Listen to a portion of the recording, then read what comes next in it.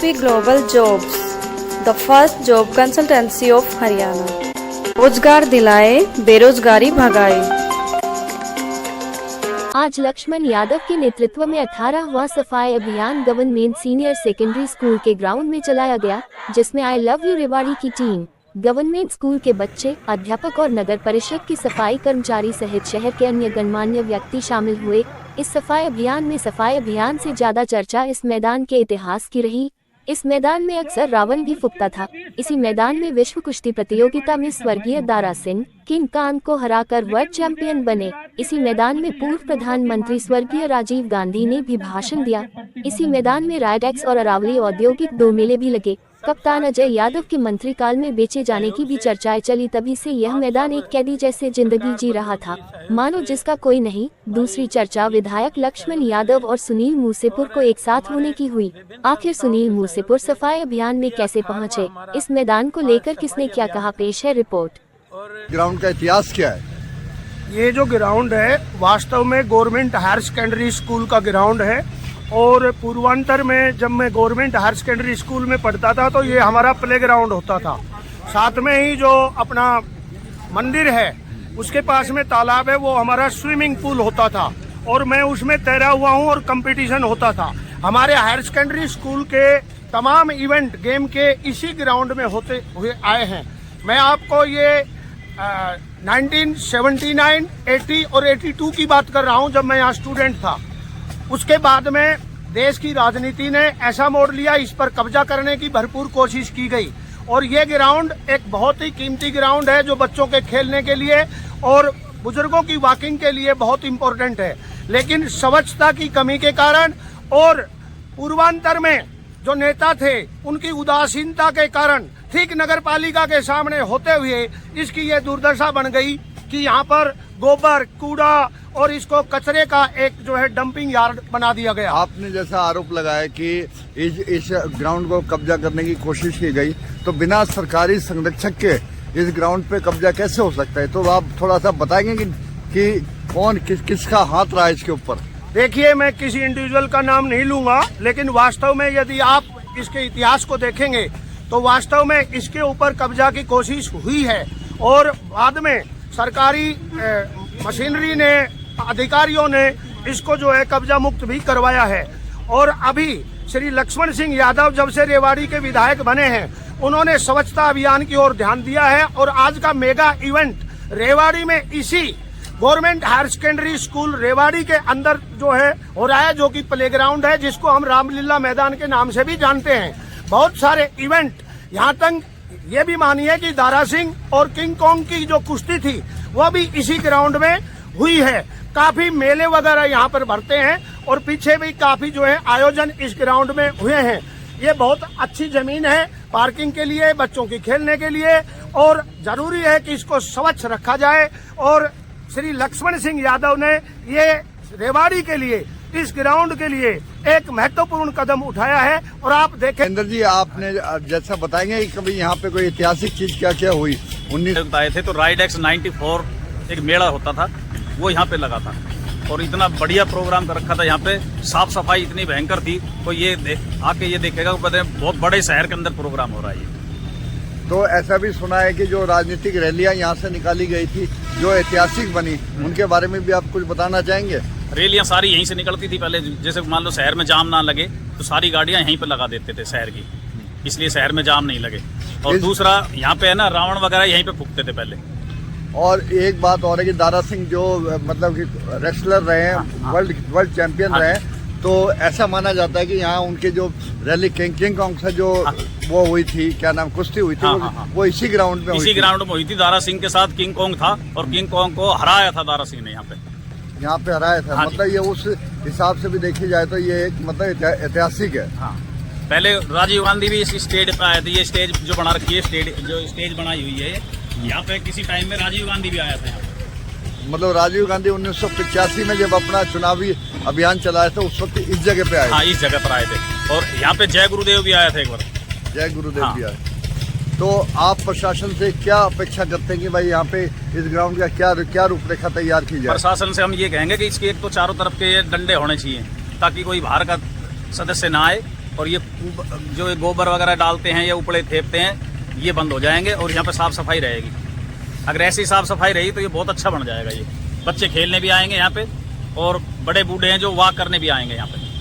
रुचि जी, ऐसा कि जैसा जब विवाद हुआ इस ग्राउंड के ऊपर तो उसके बाद इस ग्राउंड को एक तरह से बंद कर दिया गया, इस्तेमाल में नहीं हो रहा था।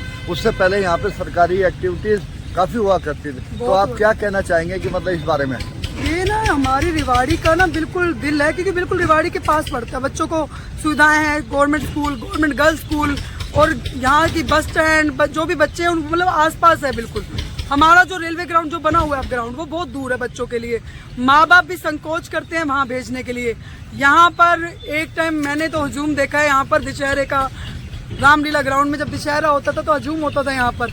मैंने भी यहाँ पे कई प्रोग्राम देखे हैं। जैसे ये लोग मुझे बता रहे कि दारा सिंह वाला, उस टाइम मैं बहुत छोटी थी, मुझे याद नहीं है, लेकिन मैंने यहाँ पर काफ़ी प्रोग्राम, यहाँ पे सर्कस लगती थी, यहाँ पे छोटे छोटे प्रोग्राम बनते थे।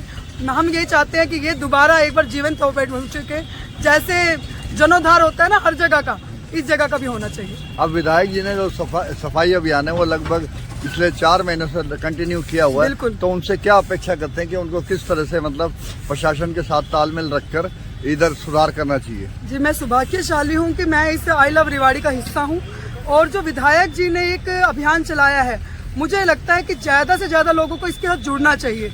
और सबको मुझे, हर कोई इंसान सफाई चाहता है ना, तो मेरे हिसाब से शुरुआत होनी चाहिए अपने आप से।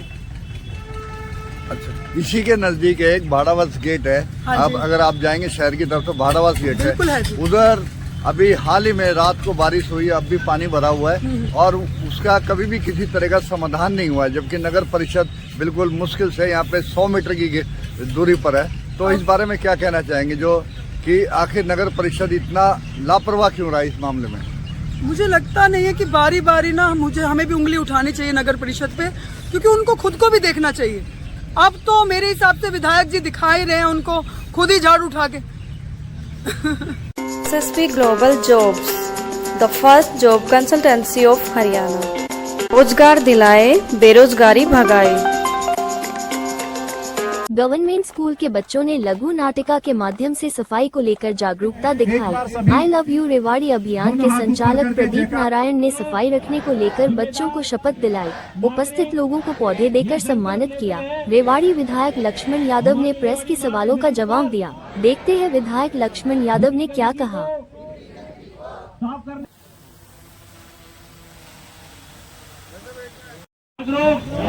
जिम्मेदार नागरिक ये संकल्प लेते हैं हमारी रेवाड़ी माँ के शरीर पर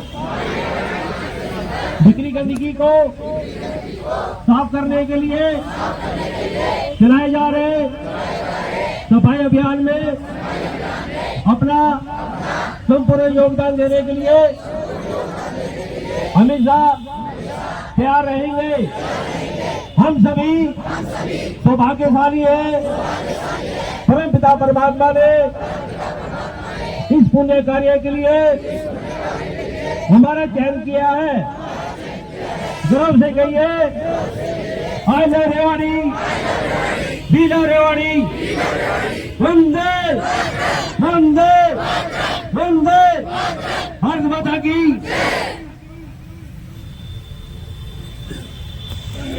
सब साथियों की सहयोग से, आप सब पत्रकार बंधुओं की सहयोग से, भाई दीप जी की सहयोग से और हमारे विभिन्न संस्थाओं के सहयोग से ये 18वां हमारा आज सफाई अभियान था। और मैं इनको साधुवाद देना चाहता हूँ सारे साथियों को। एक्चुअली कितनी ठंड का मौसम, 0 टेम्परेचर पे भी ये 7 बजे सब उठ के आए और आज बारिश होते हुए भी आज सब लोग उठ के आए हैं। तो मेरे लिए तो बेहद खुशी की बात यह है कि लोग सफाई के प्रति जागरूक हो रहे हैं।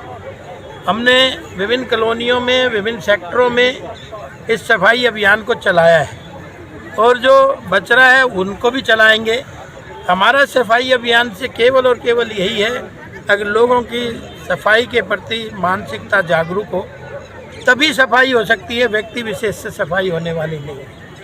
दूसरा, रेवाड़ी सबकी है, किसी भी सभी दलों की है सभी व्यक्तियों की है। जो रेवाड़ी में सांस ले रहा है, जो रेवाड़ी में बड़ा पल फूल रहा है, उन सब की रेवाड़ी है। जो व्यवसाय कर रहा है, जो अपने बच्चों को पाल रहा है, उन सब की रेवाड़ी है। तो ये सबका ही कर्तव्य बनता है कि सब लोग इस सफाई अभियान में कंधे से कंधा मिला के साथ दें, तब हमारा लक्ष्य हम प्राप्त कर पाएंगे। और भाई आज मुझे ये कहते जरा सा भी वो नहीं है, संशय नहीं है कि आज लोग जागरूक हो रहे हैं। जो भाई बिछड़ रहे हैं वो भी इसमें आ जाएं, क्योंकि लोगों ने मन बना लिया कि रेवाड़ी को साफ करेंगे, तो वो भी आके क्रेडिट ले लें तो अच्छा रहेगा। नहीं तो ये लोग लग ही रहे हैं अपने अपने तरीके से। तो मैं तो आज इन सब साथियों को धन्यवाद करूंगा कि आज 18वां हमारा अध्याय आज पूरा हुआ है, और आने वाले समय में निरंतर इस आयोजन को हम चलाते रहेंगे। और ये एक बड़ी बात भी है, आप देख भी रहे होंगे, अगर मैंने गूगल पे भी सर्च किया है और दूसरी अन्य जानकारियाँ भी ली हैं, लेकिन 18 लगातार ये अभियान चला है, इतना किसी का नहीं चला है, इसलिए सब सहयोग कर ही रहे हैं इसमें। और कुछ लोग कहते हैं कि भाई झाड़ू उठा के खड़े हो जाते हैं, कुछ लोग कहते हैं जी हारमोनियम लेके खड़े हो जाते हैं। मैं उन साथियों को कहना चाहता हूँ, हारमोनियम तो मैंने नहीं बजाया, लेकिन अगर आपको बजाना आता हो तो मैं भजन गाऊंगा। आप हारमोनियम लेके आए तो मिले सुर, हमारा सुर तुम्हारा तो सुर बने हमारा। तो उनको भी मैं आपके माध्यम से कहना चाहता हूँ। कुछ लोग कहते हैं जी वो सफाई झाड़ू को ही उसका महत्व बना लिया, लेकिन उन लोगों को ये नहीं पता कि मैंने इस 3.5 महीने में रेवाड़ी में क्या क्या समस्याएं हैं, किस किस विषय पे हैं, और आज वो समस्याएं नज़र उनको आ रही हैं। लेकिन हमने उन सब चीज़ों पे होमवर्क करा है, चाहे बस स्टैंड का मामला है, चाहे हॉस्पिटल का मामला है, चाहे आपका नगर परिषद का मामला है, चाहे वो बाल कॉलेज का मामला है, चाहे वो पानी की समस्या है, चाहे वो सीवर की समस्या है, चाहे वो बिजली की है, उन सब पे हमारा फोकस है और निरंतर उसमें लगातार हम ये काम कर रहे हैं। आने वाले समय में आप रिजल्ट भी देखेंगे, मुझे ऐसा विश्वास है। मेरी सरकार निरंतर इस बात की भी चिंता कर रही है।